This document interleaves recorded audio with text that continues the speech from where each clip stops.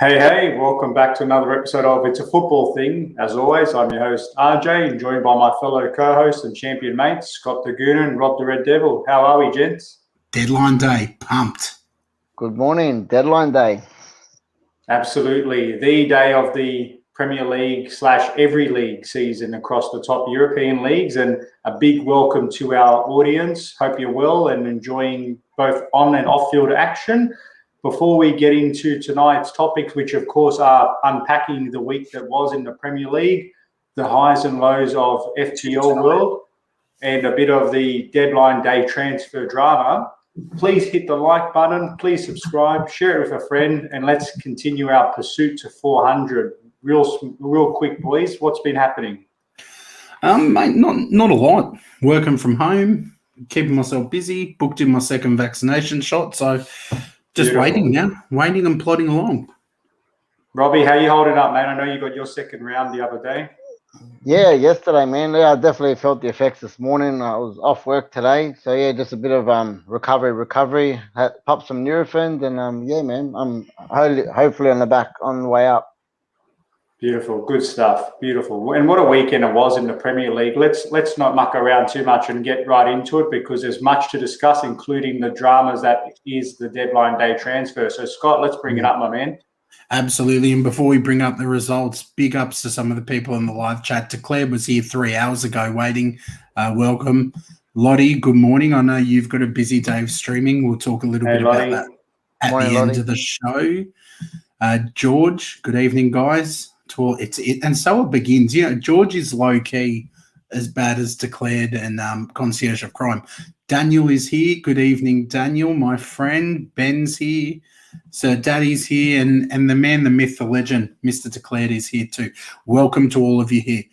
Let's bring up the games because the purpose of this show is to get through the results and recap.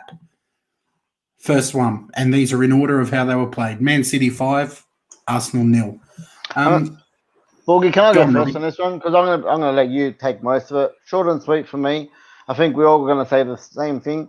Look, Arsenal weren't great. City were very great. The whole game was pretty much played in the Man City half.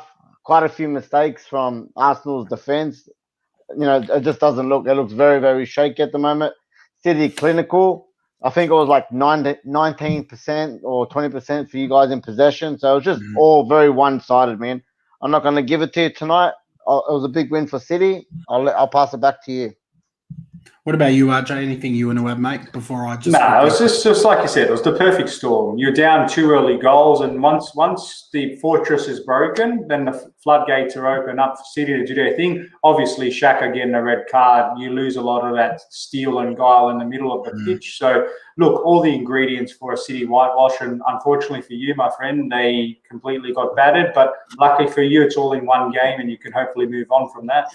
Yeah, look, for me, in a nutshell, because I have talked about this game a fair bit already, I was really happy to see us go to a back five. It's something I've been calling out for, and I do think that the way forward for us is a back five, just not that back five. Kolasinac started at left centre-back. I have no idea why. He's someone who is meant to be gone. Holding was poor. Chambers was poor. Cedric Suarez was poor. It just was – it was a very poor backline. And I have no doubt that when we see Gabriel come back in, we see Ben White come in, that will look a little bit better. So I'm not losing my mind over it. It was what I expected, a defeat, not that heavy. But then when you lose Xhaka, it was another one of his moments. This is what Xhaka does. He can put in a decent performance every now and then, but I think it's 11 red cards in his Arsenal career, and that's not good enough. I actually would have preferred... Stupid tackle, man. That was a stupid tackle. Yeah. Just careless. Yeah. No, I have no qualms about it being a red. It was, in my opinion, a red. And it was stupidity from Granit Xhaka, but Mikel Arteta's under... Pogba's in a way, but... Sorry? It was sort of like Pogba's in a way, not judging you up about that, but those whole two-footed tackles, I don't understand why players get themselves in these situations, especially Xhaka in that situation. You're already 2 down, and he goes and he's got this ability to be so good in one moment and then have a total brain explosion the next moment. I just don't understand this player at all. I don't know. Yeah, look, the referees, to me, we're back to the English Premier League standard of refereeing. And I'm not someone who bashes referees, because if you go back and watch our Euros show, I was the first one on here to go bigging up the referees. I called them as my star of the week, because it was such a good standard. They were consistent. But then, and I don't want to jump too far down the Pogba rabbit hole. I don't think there's a Man United conspiracy or anything like that, but I do think that was a red. I think that was dangerous. The studs made contact. There was pace behind it. It was a poor tackle, but inconsistency. This is what you expect in the English Premier League, unfortunately. But boys, let's move on. Disappointing. Let's see what Arsenal can do after this international break. Villa won, Brentford won. I'm not sure if anyone wanted to add anything on this game. Robbie? Not really. I was happy Tony scored fantasy wise. And mate, I don't know if you guys seen it, but Emilio Buendia, what a great goal, man! Very nice. Very nice finish. Yeah. That's about it. It wasn't much after that, to be honest. Would have looked good in an Arsenal jersey, Buendia. But we know how that worked out. RJ, anything before I jump to the next one? No, not really. Just a big pat on the back to Brentford for keeping up their momentum and maintaining their tough-to-beat status so far. All right, 5 points. 5 points for them is a solid result after 3 games, man. I picked them to stay up, and they're doing really good at the moment. It was a great start, absolute great start. Before I go to the next fixture, let's just chuck in a couple of comments from the live chat. George saying Xhaka and Fred, all too aware of players like that. Look, there are some definite similarities between the two. Daniel, for a bit of banter, 5 at the back and 5 goals. Again, we'll see when it's a different 5, Daniel, my man. Declared, I did forget Thomas Partey, Pepe. We were missing a lot, hence why I'm not spending too much time on it. Ben saying, no need for the 2 footers, just shows frustration and nil discipline, and your teammates suffer, unfortunately. So, George, same as me, George. Tony bought himself an extra fortnight in the team. He did for me too. Ben benched him. Bad luck, Ben. And Lottie held out on Buendia for Fantasy Premier League, and he paid her back in full. Let's move on. Brighton 0, Everton 2. And I'm hoping I haven't missed a fixture, but I think this was a good 3 points for Everton, because Brighton they're not easy beats. You have to work hard for your points there. So to me, cool, calm, collected. I don't know if anyone wanted to add anything, boys. Aj? No, not really. Deserved result. I always talk up Brighton and their possession-based game and the chances created, but Everton, just quickly, I know the other week when they drew 2-2 with Leeds, I had my question marks on Benitez, but so far he's done a pretty good job to galvanise this team and make him very competitive. So they're low-key performing well under the radar for me. Yeah, I agree. And a little bit of a plus for them as well. It's looking like James Rodriguez isn't going anywhere. The other day we were talking about him possibly going to Porto. I read today that it looks like he's staying in Merseyside, so Everton should have him. And I think Benitez will be crazy not to, incorporate him into the team soon enough. Yeah, well, I think keeping him will be important, but he's a player that has moments of brilliance and then looks disengaged. Very inconsistent. Yeah. So we'll see. We'll see what happens there. There were a few goals in this one, boys. Newcastle at home drawing 2-2 with Southampton. I expected Southampton to be absolute dross relegation candidates this season, but they seem to be, putting up a bit of a fight. And I think this was a fair point for both teams, in my opinion. I didn't watch all of it. Both teams had chances. Both teams made mistakes. I think it was a fair point. Yeah, it was just a shame at the end. Like I said, I watched towards the end, and St. Maximin scored that winning goal with his thought, in front of all the Newcastle fans. And another stupid tackle. Who was that? Lascelles at the end that gave the penalty away. Jeez, what is it? 95th minute, the worst time. Coach killer, but fair enough. Ward-Prowse converted for a draw. I do think Newcastle was the better of the two, but unless you finish the game off until the final whistle, mate, anything can happen, and that's it. Drop points for them in the end.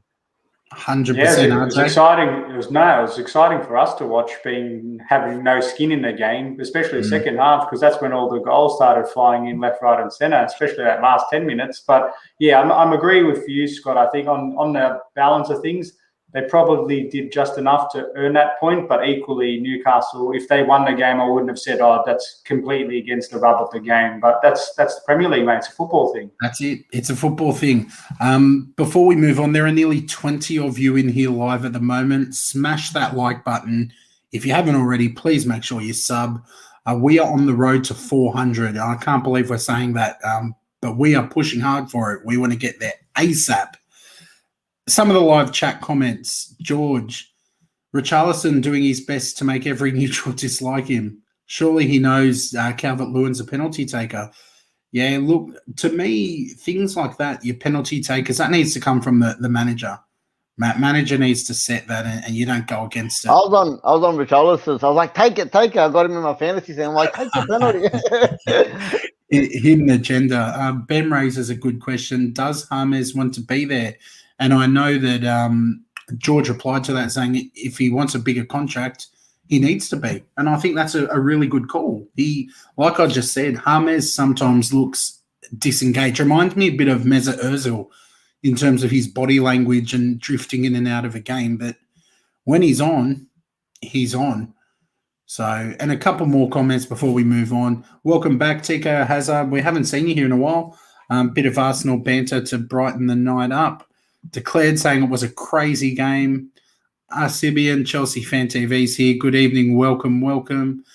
And Yusuf is here as well saying, yeah, look, Yusuf, sometimes Miz, who we do down under football crew with, sometimes our schedules clash, but, you know, this is its own show and we do our own thing this night. And I want to give someone a special shout out, boys. I know I've been on the live chat a lot. Big Alex, it's my uncle, joining us in the live chat. And had this guy had his way, I would have been a Spurs fan because he is a massive Spurs fan. Haven't seen him in a while off lockdown, but Al, welcome, mate. It's good to have you in here supporting us. G'day, Alex. All right, boys, let's move on. Norwich and Leicester. I didn't get to watch this one, unfortunately. Anything any of you wanted to add on it? No, I'm the same. I missed this one as well, boys.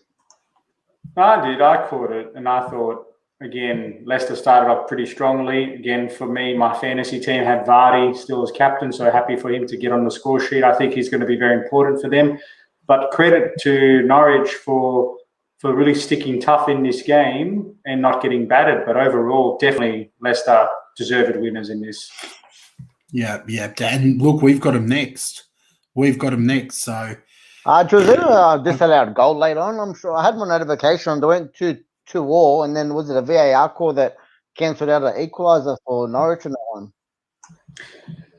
Yeah, that one I couldn't recall because I remember because I was toggling between, but I remember the first half specifically. But I think you're on the money. It was something like that. But it was again, Leicester on a general run of play were on top, but again, Norwich are warming their way into it. And I don't think it's a foregone conclusion that they're going to get the drop by any means. Yeah. Boys, just going to stop you there for a minute. Being deadline day, and live chat, keep us honest on these. If you see anything. We have a here you go for my team.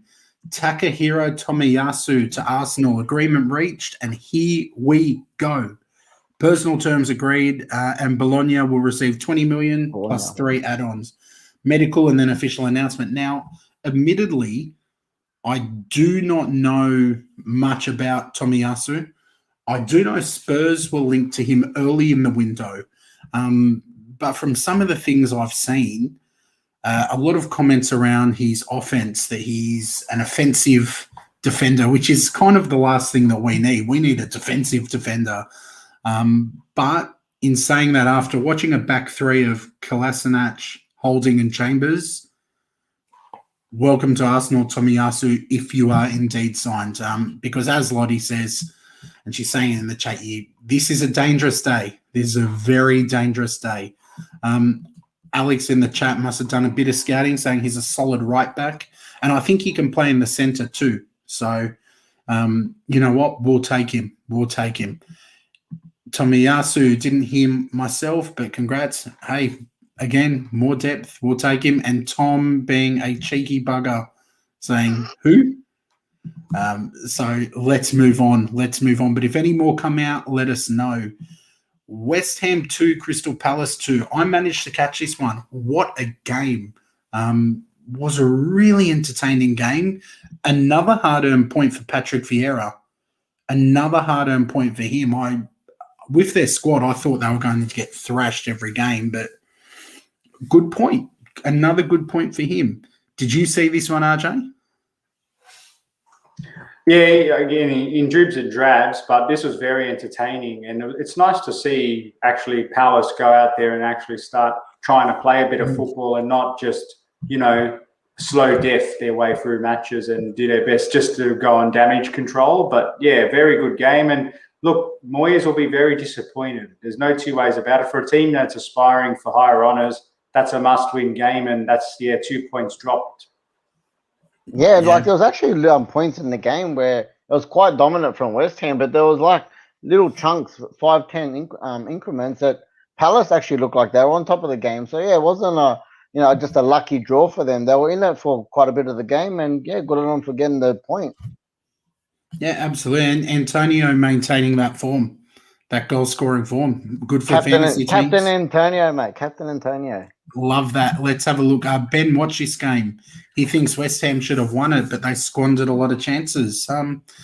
Look, I think it was a fair point, to be honest. Crystal Palace are having to work hard for every point at the moment, so credit to them.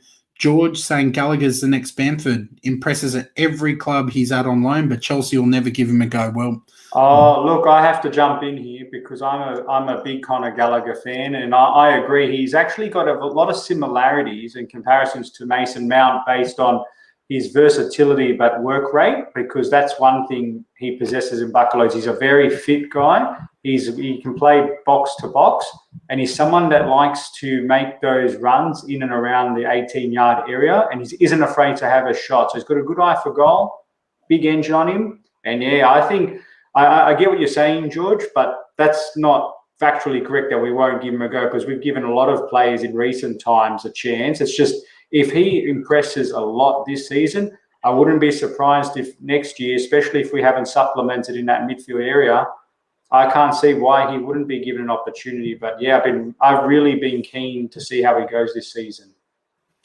It'll be interesting. Couple more comments in the live chat. Mato, welcome, man. Good to see another familiar face here.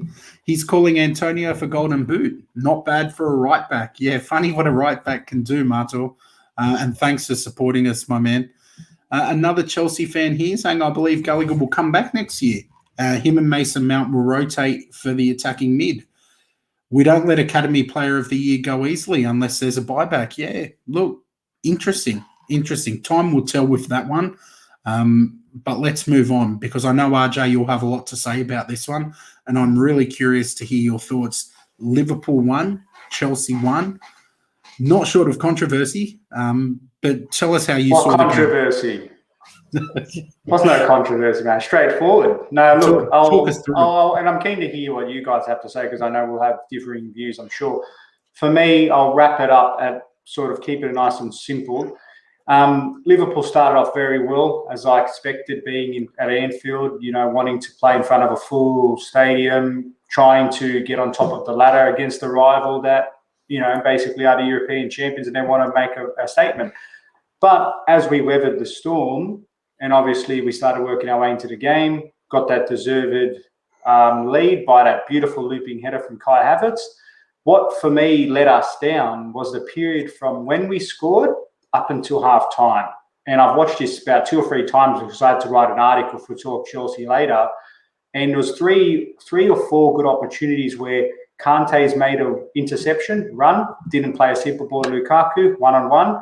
Lukaku had a ball, played in Mason Mount when it would have been better to play Kai Havertz. And another one where Mason Mount's taken a shot when, on balance of things, he might have looked up and squared it across goal to Havertz, but I don't blame him for shooting. So there was those opportunities where we didn't really put the foot on the throat of Liverpool and double our lead. And then, of course, the halftime kerfuffle. And before I get into Reece James's incident, they should have done better. Between Mendy and Alonso, they both basically didn't talk to each other and they got in each other's way. Liverpool got a shot on target. And what I'll say about Reece James's incident was, first of all, he's about a metre away from, I think I can't remember if it was Mane or whoever was in front of him. They shot at him, it hit his thigh, it bounces up, so he doesn't scoop back with his arm. It bounces up into his arm, which he can't move his arm. It's bounced upward, not goalward, upward onto his arm. Reece James, he's gestured forward with his arm. I get it, it's a penalty because his arm's in the way. Okay, I understand that. And then old mate's gone over there. He didn't even look at the video. He looked at a still image. Fact, 3 seconds. He looked at a still image, ran back, popped out the old red card. See you later. Fine. He's made that call because he thinks it's a goal-scoring opportunity. It's a red card. That's the rule of the game. I accept it. But it's so frustrating because the player's getting punished for something that's not even a deliberate act. And it's a double foul because it's a penalty and a red card for something he's not even deliberately doing. So to me, I was so frustrated about how non-transparent the process was and the controversy behind Anthony Taylor. And that can go through against not just the Arsenal game, against Man United, but not just even against Tottenham. Gazzaniga took out Alonso. VAR had to intervene and give us a penalty, and Rudiger as well. So this guy has history with giving us the tail end or the bad calls when it's controversial. So, look, very salty, but super proud in the second half that we didn't concede against 11-man Liverpool. And we almost had 2 chances. Actually, we had 2 chances that we failed to convert, but big 1 point for us. Robbie, you want to go first, my man? Yeah, I agree with most of it. Like I said, I thought actually Chelsea was pretty dominant for most of the whole first half, to be honest. They definitely look like the better team to me. With the red, look, we're all going to have our own opinions. For me, I didn't probably look at it with a fine-tooth comb as much as RJ did. I only watched the game once. So in real time, for me, it was a penalty and a very harsh red card for me. I'm going to say yes, but I'm going to say very harsh. There was no intent from him. But for me, we were talking about it in our group chat too, and I just said, I think it was going to be a goal, and at the end of the day, he has stopped a goal-scoring opportunity. And I think the red card is only fair only because Salah's taken the penalty. If Salah misses that penalty, and it's already been stopped by the arm from him, and he's still on the pitch, I think that at the end of the day, Chelsea come out with the advantage on that call alone. So that's why I think it's very harsh, but that's why I was more than enough to say, okay, he's been sent, so he's been punished for the goal, because in case Salah doesn't convert his chance, that's where I think that's where the rule comes into it. Yeah, I think it's that denial of a goal-scoring opportunity. Yeah, and that's it. Look, I don't think, because I'm going to see RJ's really go for me there. I don't necessarily think he deliberately in his head thought, hey, I'm going to chuck my arm out and stop them having this goal-scoring opportunity. But at the end of the day, it did prevent a goal. Like I only have to think back to, and it's a different kind of incident, but the same double punishment applied. David Luiz at Wolves last season. Double punishment. It reminded me of the World Cup quite a few years ago with Harry Kane. Harry Keel for Australia. I can't remember who were playing. Same thing, the ball shot straight into his arm. He was on the line. But he's leant towards the ball. He leant towards the ball. Reece James was a metre away, and it's bounced off. Because remember, it was a deflection first, off his thigh upwards. And that's the thing. It's not like he used his arm and it was only that. It bounced upward from his thigh into his arm. I think it's just rotten luck, man. I think it's the rules. The rules are the rules, but it was just so frustrating because we were on top of that game, and I think that's what burns me the most. But look, we live and learn, and I'm just proud we didn't walk away with nothing. Yeah, and look, sorry, I was just going to finish off with, I think you guys done defensively great in the second half. 10 men at Anfield, that's a point gain for you guys, and 2 points stop for Liverpool. So well done. Let's look at what some of the live chat had to say. I know we've got a lot of Chelsea fans in here. Davide, can't argue against a red. No definition of intent anymore. Fair call. Mato, we know Mato's a big Liverpool fan. He should have taken after his brother and followed the mighty Arsenal, but we'll let him go. Had to give the red, denial of a goal-scoring opportunity, but it was a rough game-changing decision. TK Hazard said he would have been happy with a draw before kickoff. Not complaining too much, but it does feel like a loss to him. So interesting. Certainly, rules are rules, and declared. It's not even a pen if it's no in front of goals. There will be no penalty. If the ball touches a player's hand or arm immediately from their own head or body, so he's pretty much saying because it bounced off another part of his body, it shouldn't count. But try telling the Liverpool fans that when the ball was going in the back of the net. I always like to say, put your shoe on the other foot, mate. If it was me, I'd be screaming both ways, like I said. So I'm sure if it was Chelsea and it was Liverpool, they were in the same situation. I'm sure everyone would be on that. Hey, I would have bit your hand off for a penalty, mate. I wouldn't have been shouting for a red card, especially given the circumstances of how the red card happened. But that's how it goes, mate, and that's how we got accepted. And like I said, in the second half, had we been a little bit more luckier with that header from Alonso down and great block from Matip from the half volley from Lukaku, and the one where Lukaku plays the 1-2 with Kovacic, and he's through on goal and he has a one-on-one shot saved by Alisson. So that's the way it goes. But again, if you offered me 1-1 before the game, especially with 10 men for a whole half, I would have signed for it. So yeah, not a passive loss for us. Boys, before we go to the next game, Fab's just put out a tweet that might interest the Chelsea contingent. Saul deal since yesterday night is completely blocked. No green light from Atletico. Chelsea are convinced it's definitely collapsed. Nothing agreed for Kunze yet too. We better call Saul. Maybe your quick initial thoughts on that before we move on. Because with it being deadline day, we're going to throw these in as they come up. We don't want you to and that's good. It's better to be nice and dynamic. So look, quick thoughts on this one. For me, as I said last night on Down Under Football Crew, Chelsea, my priority is to get a midfield purely for depth reasons, given Kante's been injured 2 times in 3 games already. And we know on his day, he's irreplaceable, in my opinion. But he has shown in recent seasons, including this season, that we cannot rely on him consistently throughout a long season. For me, Sol wasn't my first choice, although if we had the option to get him on loan with an option, not obligation to buy, I would have said yes, just to add the depth. But my number one preference for this window would have been Aurelien Tchouameni from Monaco, as he's a rising star and he wouldn't have been commanding a start each game. So we could have transitioned him in, but we'll see. They say it's completely blocked, but an hour later we'll probably announce he's signed. So Ronaldo was signing for Man City, wasn't he? So let's keep moving. We then had, I'm hoping, let's go Burnley and Leeds first. Again, going to put on the table, I didn't watch this one, so I don't really have anything to say on it. Just again, Burnley proving they're not easy beats either. Yeah, same. I didn't watch. I watched the highlights quickly and the goals. Like Burnley again, like they've impressed me a little bit with their attack this year compared to them being boring old Burnley, lumping the ball forward, parking the bus.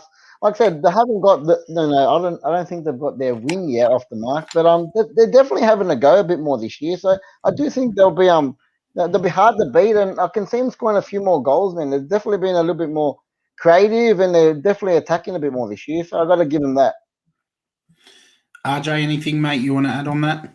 No, good points, Rob. I agree. And I probably don't give them enough credit at times, Burnley, because I've been burnt by, for a better use of a term, been hurt by them previously. But I do have a lot of respect for Sean Dyche and what he's doing, and James Tarkowski in defence. So they're doing a pretty good job. But just a shout out to Chris Wood. I think he scored the 30,000 goal in the Premier League. Ugly goal, but I'll take it. There you go.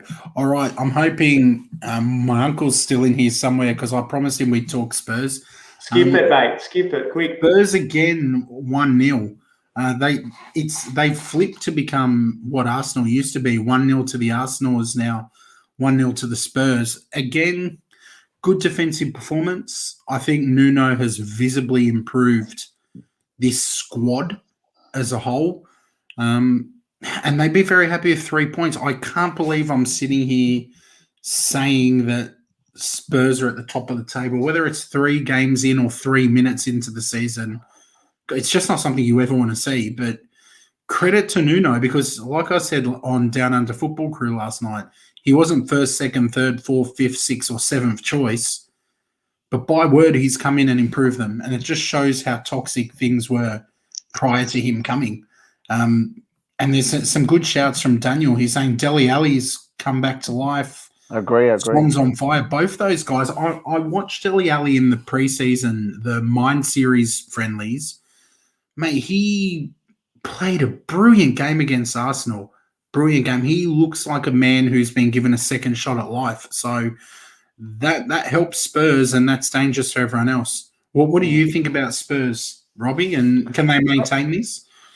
Well, yeah, it was a really good point there, because I think, look, congratulations to them. 3 goals, 3 clean sheets, 9 points. I don't think they've been the better side in all the games they've played, and I'm really interested to watch them when they come up against a bit more of a challenging team. I know they beat City first game.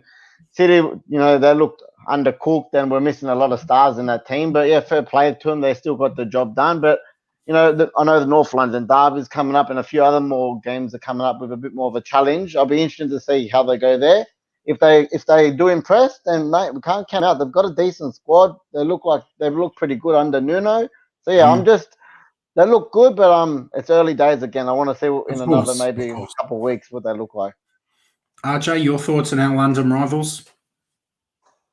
Yeah, early days, they're doing all the right things, aren't they? Staying under the radar, collecting the goal, defending very astutely, have ridden their luck, as I've said several times now, but sometimes you make your own luck, as you like to say, Scott.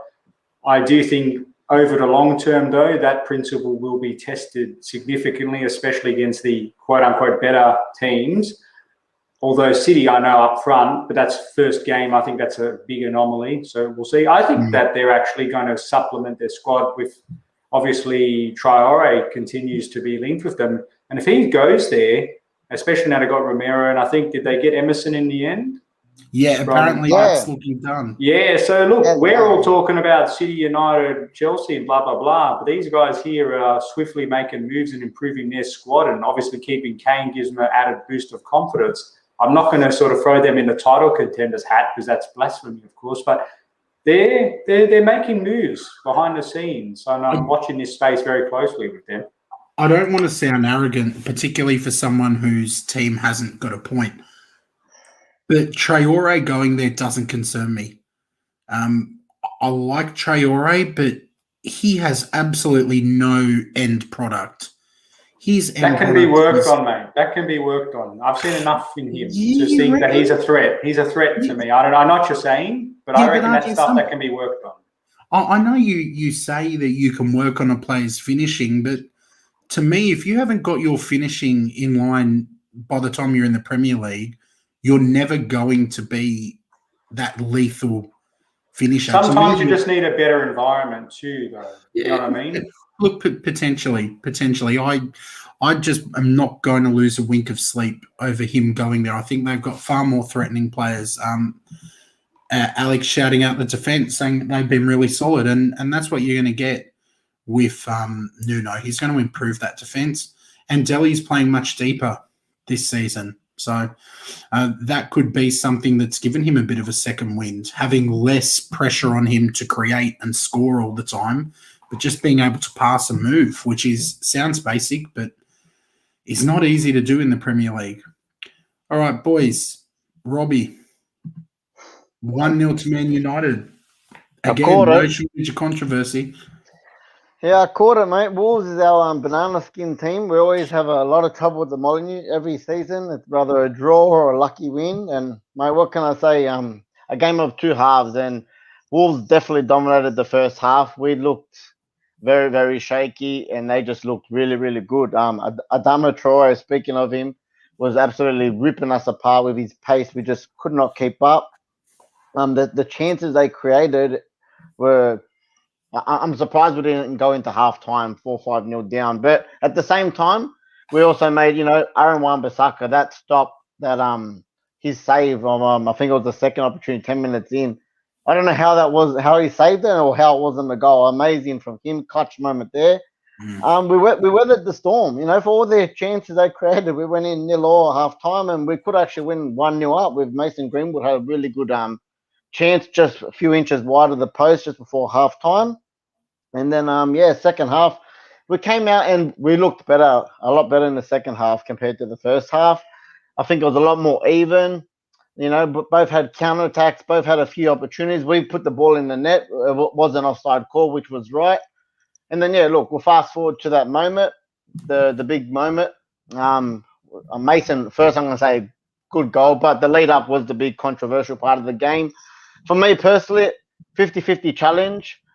Yes, when the game was in motion, I didn't even know that there was anything even happened. So I was celebrating the goal, and then everyone started talking about possible foul. So look, until I actually seen the frozen images and all the stuff like that, and like RJ said, you would have seen the frozen image of the arm. I seen the frozen image of Pogba's studs up on the shin pad.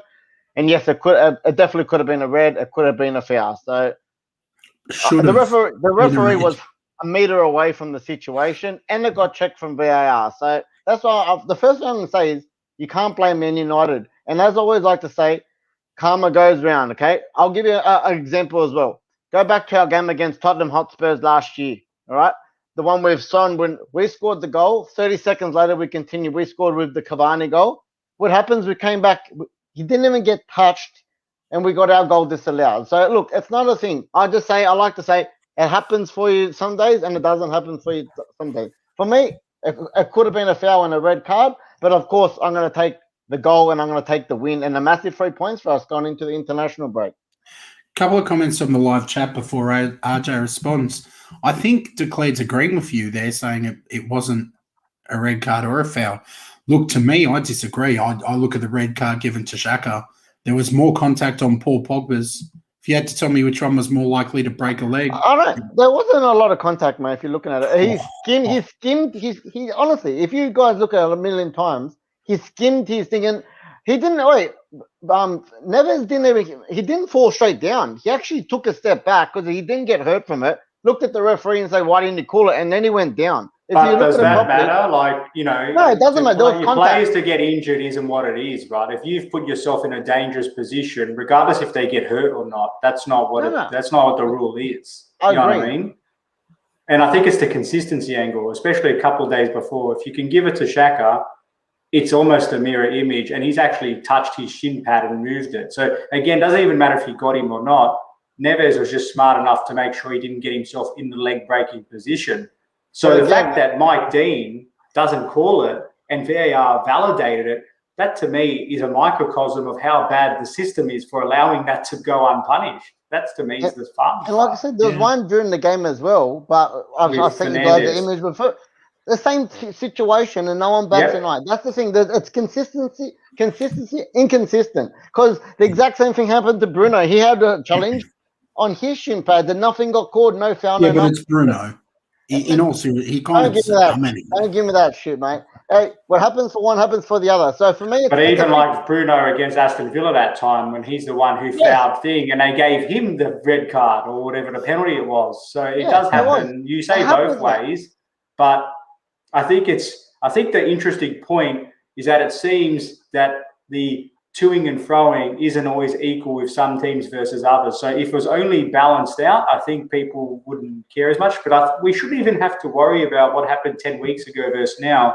They should be getting it right each and every time with this technology. I just don't understand how they can get it wrong.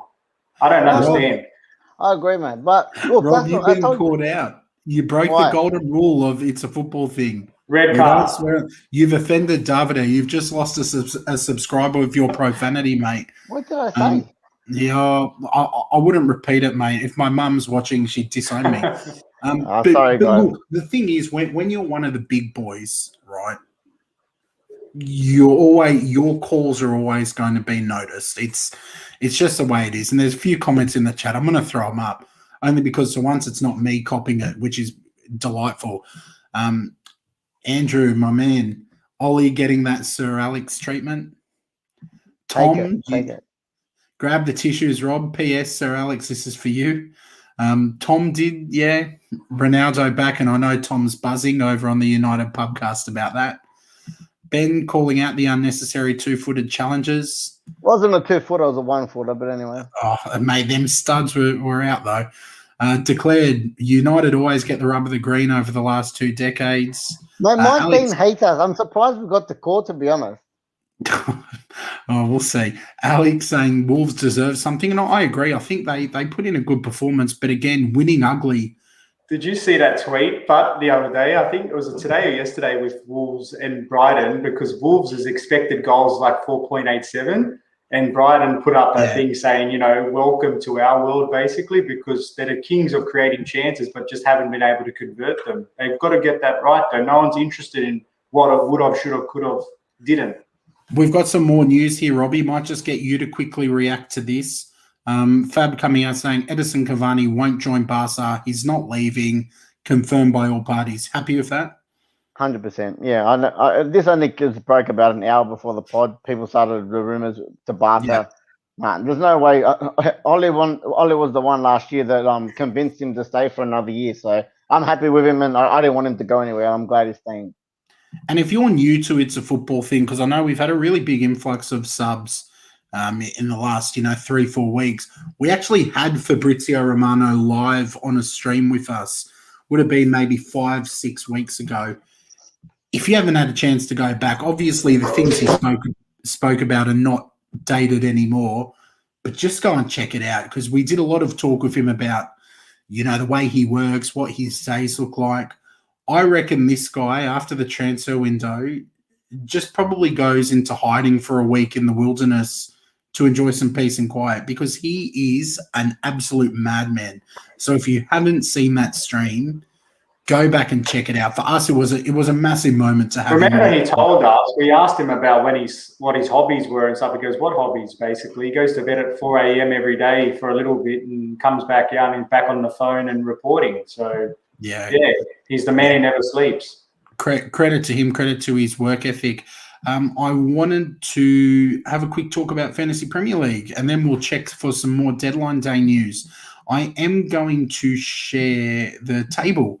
But how'd you go this week, boys? Any big performance for you? I know you had Antonio as captain, Robbie. Yeah, mate. I had another good week. Like I said, I kept the spirit with Tony up front. He finally delivered. Who else did I have? Yeah, again, 2 weeks blanked for Bruno, but I did have Salah in the team, so he got some points. You have to have a look at my team. But I know I got about 65 points, and I'm still up in the same position. So I got green arrows, which was good. Oh, well done, well done. What about you, RJ? I know you had.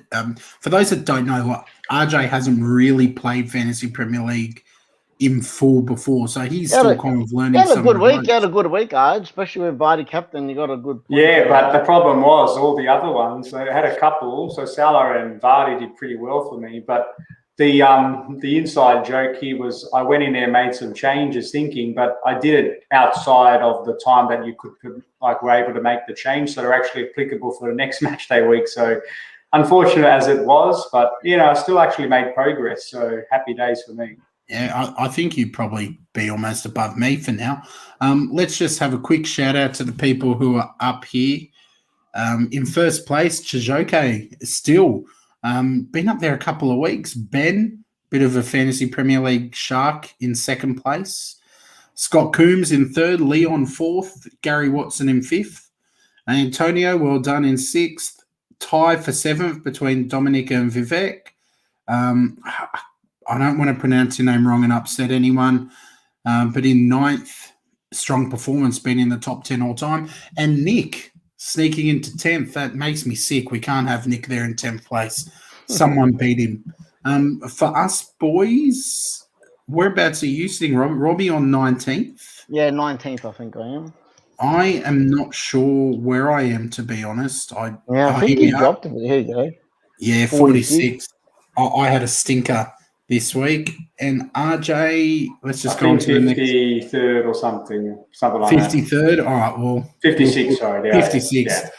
We'll take that. Wildcard Scott, where is your team? Yeah, let's not worry about my wildcard. Boys, we know it's deadline day, and we're going to monitor Fab's tweets in the next, little bit of time we've got on the show. But what are your hopes for deadline day, and what are your predictions just for your club? RJ, do you think you guys get that midfielder? It's a really good one, and I've been constant. There's about 4 or 5 different reputable people I follow just to see what's the latest and greatest, of course. And look, the top journalists in Nizaki and Seller, Matt Law, their rhetoric's all the same. It's about us. Apparently, with Saul, they keep saying it's completely blocked, but now they're back on the discussion table and trying to nut out something that can work. With Jules Koundé, obviously we had the scenario where we had the verbal agreement in place, ready to go, and then the 11th hour backflip from Sevilla to now say we want the full release clause activated. So apparently that's caused a bit of a sour sort of relationship there, but wouldn't be surprised if we buckle in the end, given that we do have a lot of tabs. The latest with him is that apparently they're willing to wait until January and come back with a renewed offer, which will be less than what they've offered now. So it's if whether or not Sevilla play hardball. But for me, the unsung one continues to be between Saul, which is the closest, but there is still a little bit of chatter with that Chouameni that I keep referring to. So I don't know. If you had to ask me now which way is it going to go, I do think that we'll probably continue to maybe offload 1 or 2, because Tuchel does seem to have a squad now, especially with young Trevor Chalobah coming up and plugging in holes in both the DM position as well as CB, where he's been playing more recently. So probably not going to sign anymore, because I don't want to get myself too built up for no reason. Yeah, very good, very good. And look, Robbie and I will give our predictions and speak quickly about our teams. But if anyone in the live chat wants to quickly add theirs in, we're happy to look at it before we end the show. So feel free to jump in. Make sure you've hit the like button, you've subscribed to the channel, and share it with some friends as well. There are plenty of us that love football. We've got a good little community here, and let's keep building that.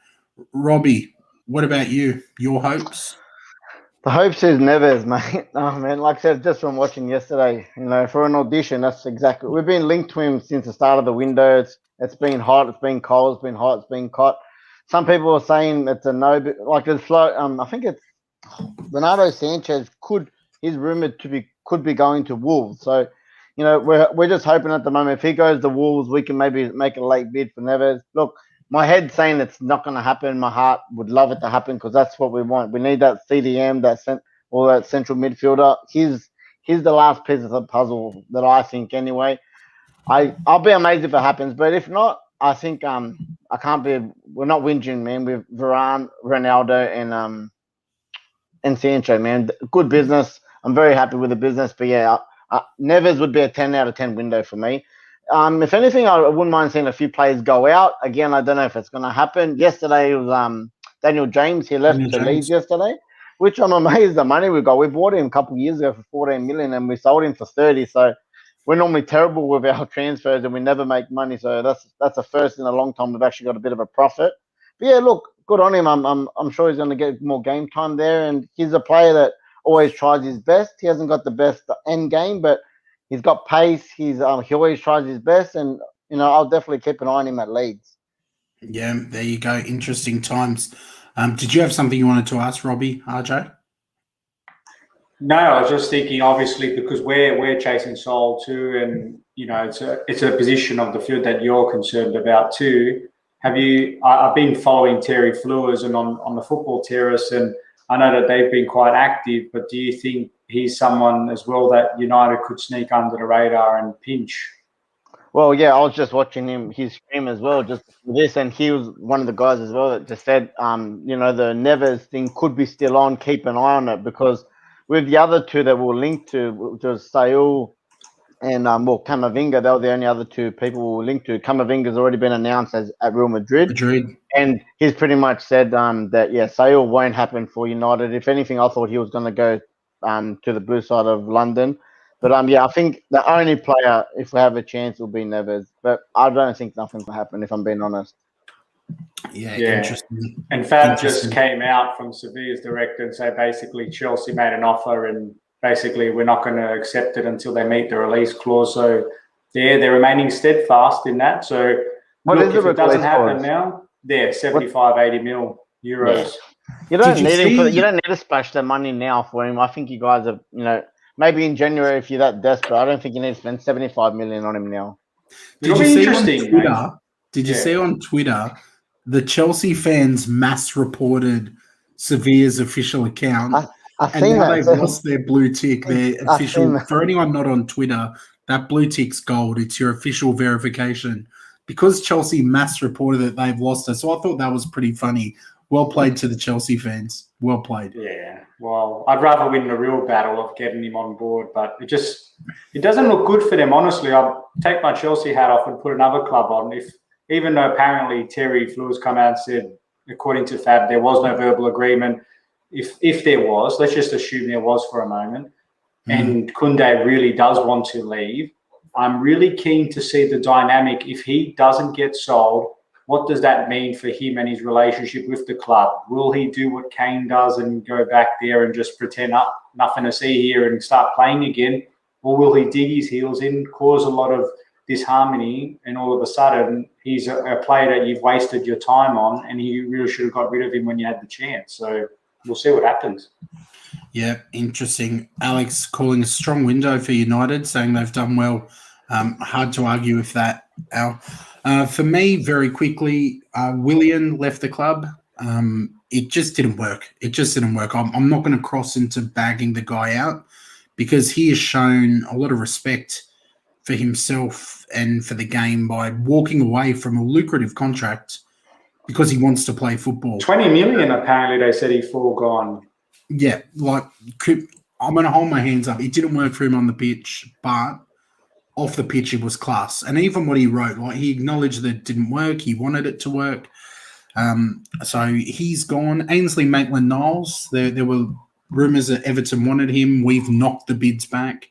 He then came out on his Instagram last night saying, I just want to go somewhere where I can play, which is pretty big. To me, I feel like Arteta is starting to lose that dressing room. And I feel like personally he has handled youth so poorly. Saka was brought in by Emery, so I'm not buying that Arteta is responsible for that. He brought in Emile Smith-Rowe when we were at rock bottom after not playing him for half the season.